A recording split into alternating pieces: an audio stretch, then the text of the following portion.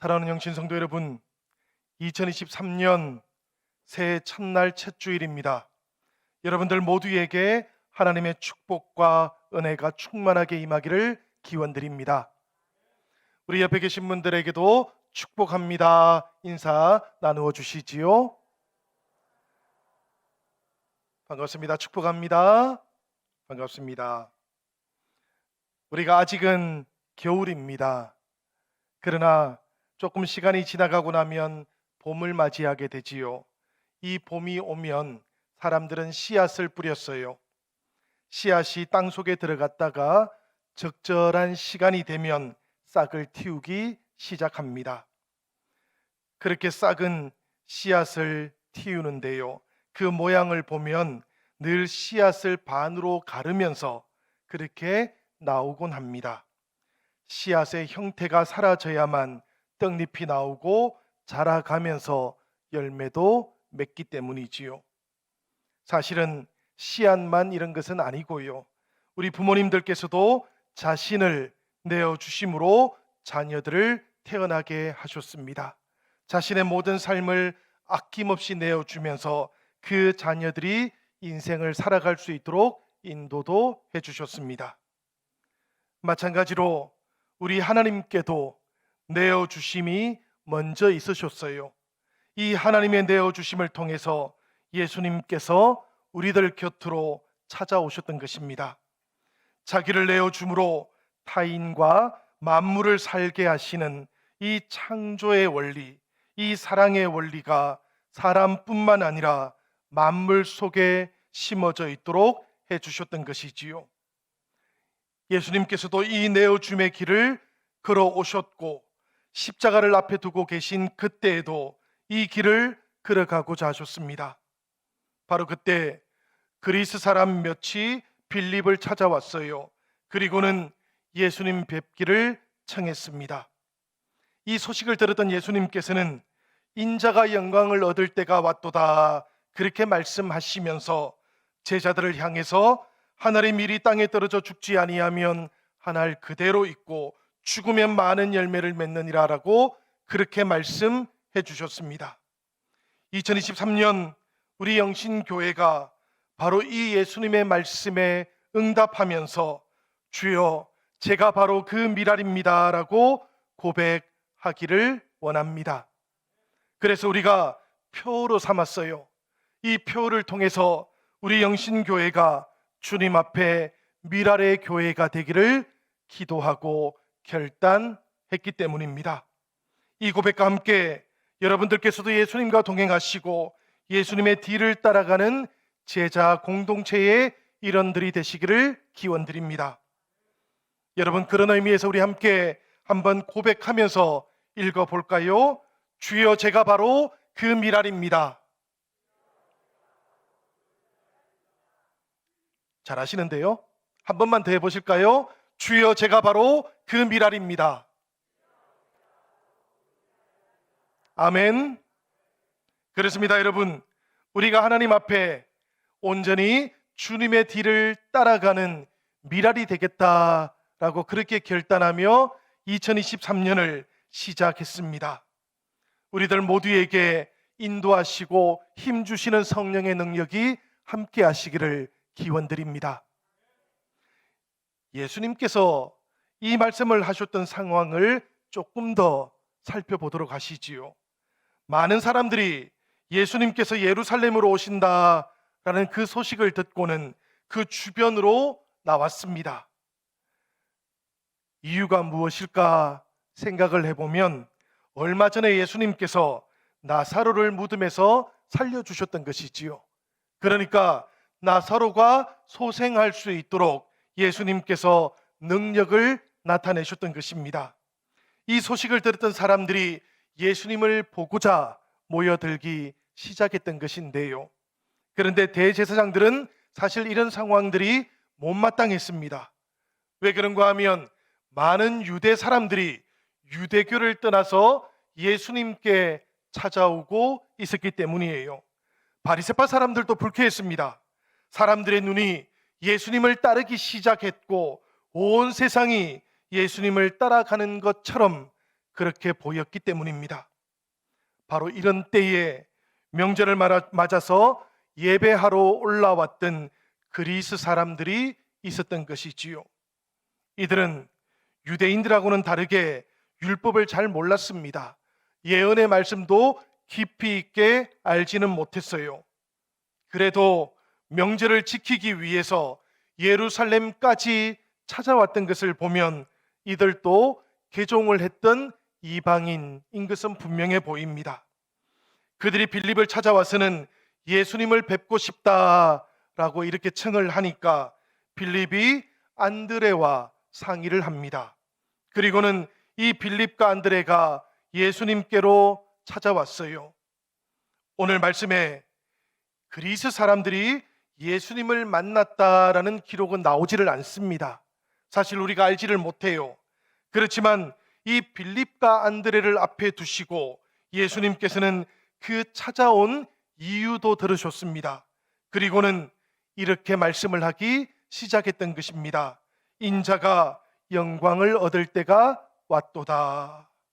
여러분, 이 말씀 속에서 인자가 영광을 얻는다, 이 영광을 얻는다라는 말씀의 의미를 우리가 잘 깨달아야 될 것 같습니다. 예수님께서는 철저하게 하나님으로부터 보냄을 받으신 분이셔요. 그렇게 사셨습니다. 보냄받은 이가 해야 할 일이 있다면 그것은 딱 하나밖에 없지요. 바로 보내신 분의 뜻을 행하는 것입니다.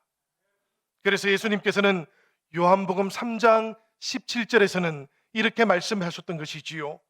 하나님이 그 아들을 세상에 보내신 것은 세상을 심판하려 하심이 아니요 그로 말미암아 세상이 구원을 받게 하려 하심이라. 예수님께서는 바로 이런 하나님의 뜻을 마음에 품고 계셨기 때문에 요한복음 4장 34절에서는 이렇게도 말씀하실 수가 있으셨던 것입니다. 예수께서 이르시되 나의 양식은 나를 보내신 이의 뜻을 행하며 그의 일을 온전히 이루는 이것이니라.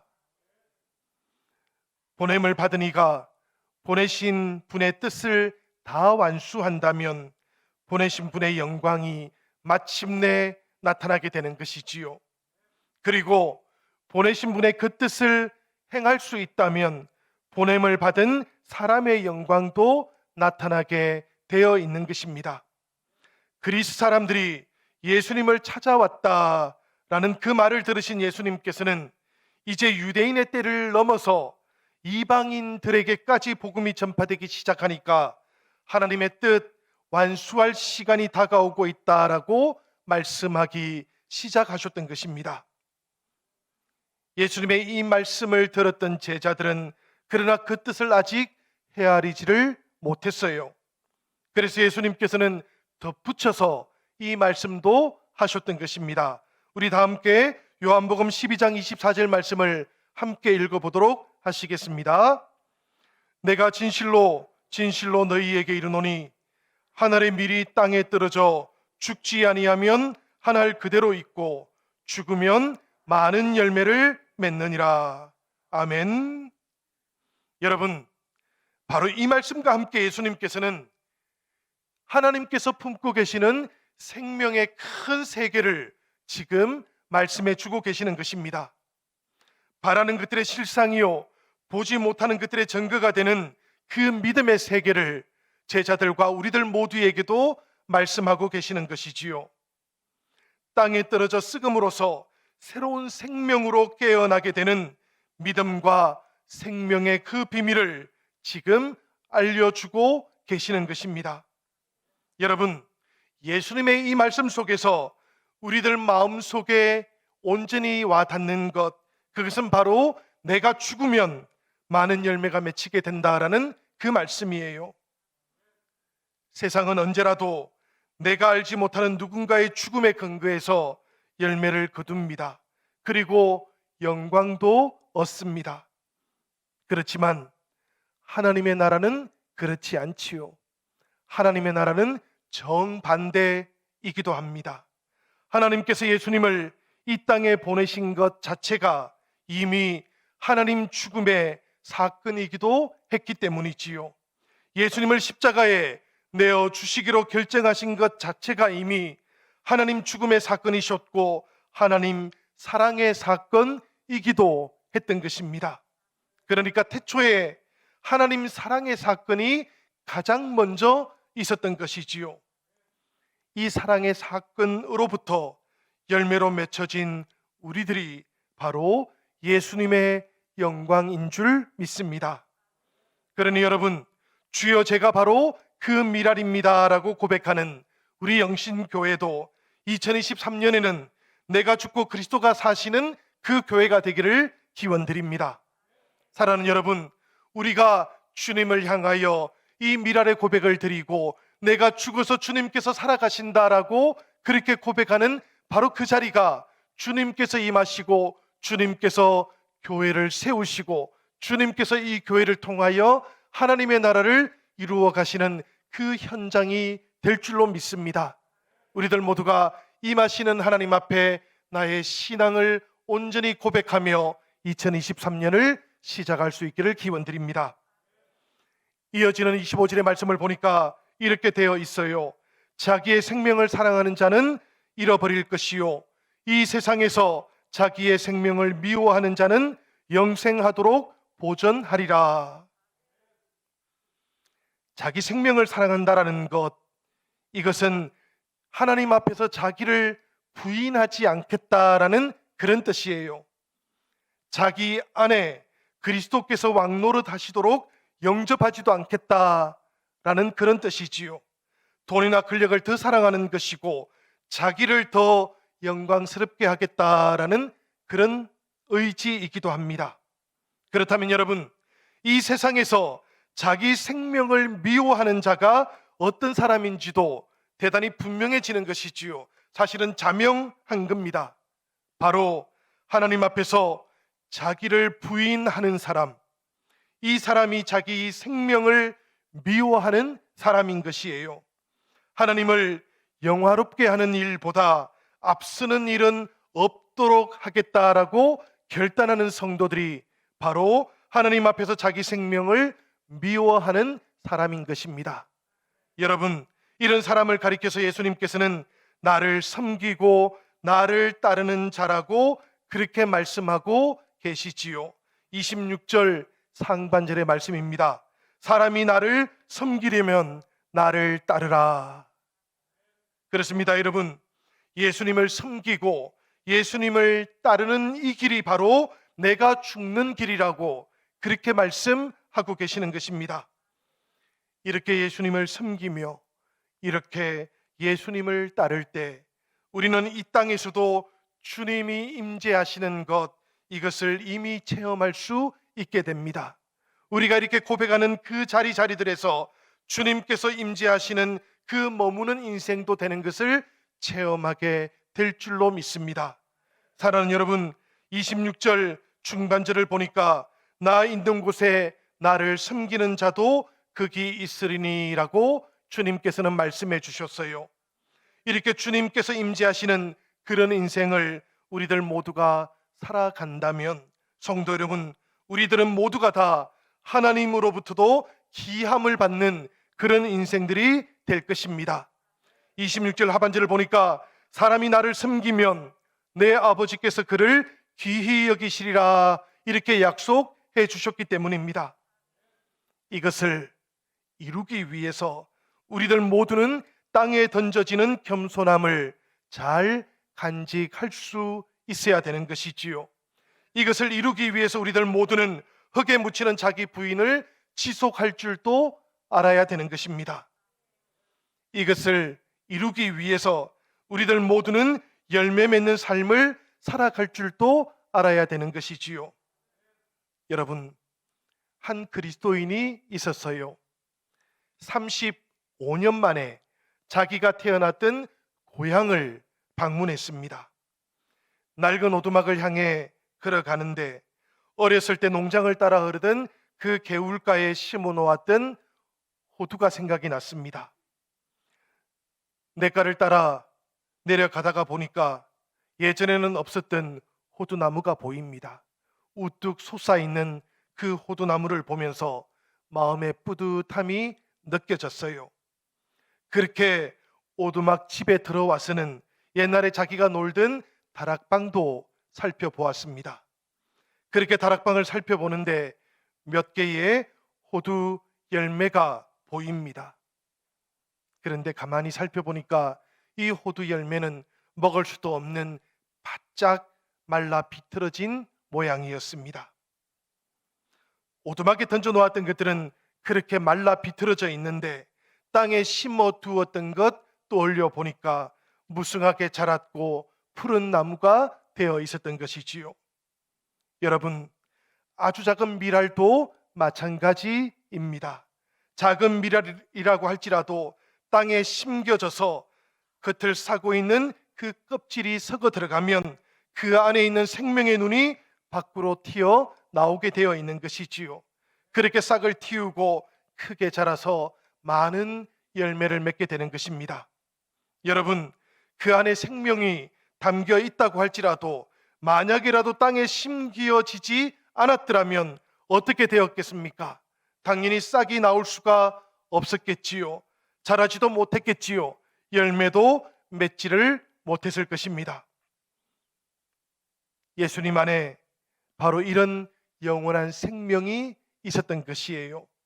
예수님께서도 이 땅으로 오시지 않았더라면 이 영원한 생명 우리들에게는 허락되지 않았을 것입니다. 그런데 예수님께서는 자기를 비웠습니다. 사람의 몸을 입으셨습니다. 그리고 이 땅으로 오셨고 이 땅에 묻히셨습니다. 그렇게 십자가를 통해서 땅에 묻히시자 하늘의 미랄처럼 예수님 안에 있던 생명의 씨앗들이 수많은 사람들의 생명으로 열매 맺어질 수 있게 되었던 것이지요. 예수님의 생명이 불안을 평안으로 바꾸었습니다. 예수님의 생명이 절망을 소망으로 변화시켜 주셨습니다. 이 예수님의 생명이 불행을 행복으로 바꾸어 주었고 우리들 모두를 하나님의 사랑받는 자녀가 되도록 인도해 주셨습니다.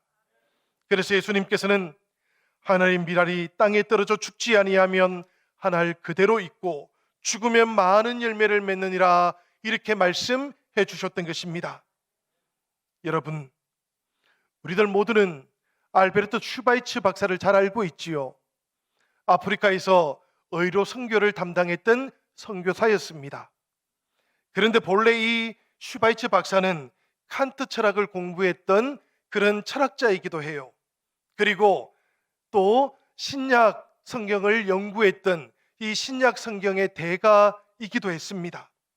그런데 이 슈바이츠가 대학 시절에 내가 진실로 진실로 너희에게 이르노니 한 알의 밀이 땅에 떨어져서 죽지 아니하면 한 알 그대로 있고 죽으면 많은 열매를 맺느니라는 이 예수님의 말씀을 만나고 난 다음에 나는 무엇을 하며 살아갈 것인가 기도를 했다고 합니다. 그리고 이 기도를 통해서 아프리카 선교에 대한 소명을 받고는 열대의학을 공부하기 시작했어요. 9년을 공부한 다음에 아프리카로 들어갑니다. 그리고는 그곳에서 일생을 다 바쳤어요. 여러분, 아프리카의 크리스찬 인구가 몇 퍼센트나 되는 줄 혹시 아십니까? 아프리카에서는 3명에 1명이 크리스찬들이십니다. 33% 이상이 크리스찬으로 살아가고 있다라는 그런 뜻이에요. 어떻게 이런 놀라운 변화가 나타날 수 있었을까 생각해 보면 바로 이런 슈바이츠 박사와 같은 아름다운 헌신과 희생이 있었기 때문이었던 것이지요. 성도 여러분, 주여 제가 바로 그 미랄입니다 라고 고백하는 우리 영신교회를 통해서도 하나님 나라를 위한 이런 희생과 이런 헌신과 이런 섬김이 아름답게 주님 앞에 드려지고 응답도 될 수 있기를 기원합니다. 아프리카는 아니라고 할지라도 우리가 살아가고 있는 그 동네가, 우리가 살아가고 있는 그 마을이, 이 교회가 서 있는 이 지역이 얼마든지 복음을 심어야 하는 토양이 되지 않겠습니까? 여기서는 하늘의 미랄로 살아가는 귀하고 복된 믿음의 응답이 충만한 열매로 거두어질 수 있는 하나님의 땅인 줄로 믿습니다. 여러분, 미랄의 신앙이라고 하는 것, 그것은 바로 이 놀라운 하나님의 역사를 내 삶의 진리로 받아들이는 신앙의 고백인 것입니다. 예전에 영성 수련회에서 들었던 간증이 하나 있는데요, 이 목사님이라는 분이 계십니다. 이분이 첫 목회지로 가난한 서울 근교에 있는 땅으로 파송을 받아갔어요. 어려운 땅이었기 때문에 목회를 해보니까 보람이 있었습니다. 그런데 한 2년, 3년 정도 지나가고 나니까 상황이 너무나 어려워서 견디기가 쉽지가 않았어요. 그래서 떠나려는 마음이 자꾸만 드는 겁니다. 그러던 어느 날 그 지역에 있던 목회자들을 만나는 시간이 있었습니다. 만나서 저녁 식사를 하고는 떠나야 되겠다라는 말씀을 드려야 되겠다, 그렇게 생각을 했어요.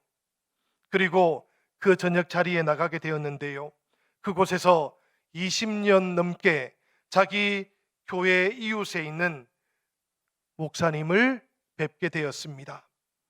이 목사님이 그 목사님에게 여쭈어 봅니다. 목사님, 저는 이제 겨우 3년 정도 버텼는데 더 이상 견디기가 힘이 듭니다. 목사님께서는 어떻게 20년이 넘도록 한결같이 목회를 지키고 교회를 지키고 하나님의 나라를 이루실 수 있으셨습니까? 이렇게 물었다 그래요. 그러자 이 목사님이 다른 사람들이 들리지 않도록 기속말로 이렇게 대답을 했다 그럽니다. 이 목사, 사실은 오늘 밤에 나도 짐을 싸서 도망갈 거야. 이 이야기를 들었던 이 목사님은 갑작스러운 도피 소식에 깜짝 놀랐습니다. 그 이야기를 듣고 잠시 정신을 놓고 있었는데 그때 다시 이런 이야기가 들려왔던 거예요. 이 목사, 나는 사실은 매일 밤 이 생각을 하면서 지금까지 이곳에서 머물러 있었어. 오늘 밤에도 나는 도망갈 생각을 하면서 잘 거야. 이렇게 이야기를 하는 겁니다. 이 목사님, 지금은 원로 목사님이 되셨습니다. 이 이야기를 한 다음에도 그 세월만큼 그 교회를 한결같이 지키다가 원로 목사님이 되셨어요. 저는 이 목사님을 생각하면 늘 예수님이 떠오릅니다. 여러분, 생각해 보면 사역을 내려놓아야 하는 수많은 이유들이 있었을 겁니다.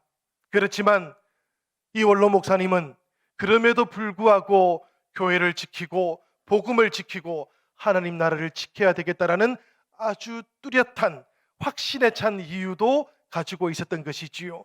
수많은 이유들이 아니고 그 또렷한 확신 하나를 붙잡고 그 목회의 자리를 지켜왔던 것인데요, 우리 예수님도 똑같았습니다. 여러분, 이 땅을 바라보면 우리 예수님의 마음속에도 하나님 품으로 돌아갔으면 좋겠다라는 생각이 왜 없으셨겠습니까? 많은, 그럼에도 불구하고 우리 주님의 마음속에는 하나님께서 사랑하셨던 사람들, 하나님께서 아끼셨던 사람들, 하나님께서 자녀로 삼으셨던 그 사람들을 향한 사랑의 마음이 또렷하게 확신에 찬 채로 남아 있었던 것입니다.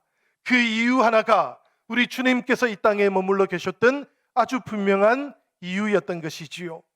그렇게 예수님께서는 이 땅의 미랄이 되셨고 이 땅의 씨앗이 되어 주셨습니다. 그렇게 우리들 모두가 이 예수 그리스도의 미랄의 씨앗을 통해서 열매 맺었고, 그리고 주님 앞에, 하나님 앞에 아름다운 자녀로 설 수 있게 되었던 것이지요. 성도 여러분, 우리들 모두도 선한 농부가 되신 하나님 손에 붙잡혀 있는 씨앗이라는 것을 오늘 기억할 수 있으면 좋겠습니다. 우리들도 하나님께서 뿌리신 곳에서, 하나님께서 거두시는 곳에서 뿌려지고 심기어져서 생명으로 열매 맺어가는 하나님의 귀한 자녀들이라는 것, 이것을 우리들 모두가 고백할 수 있기를 기원드립니다.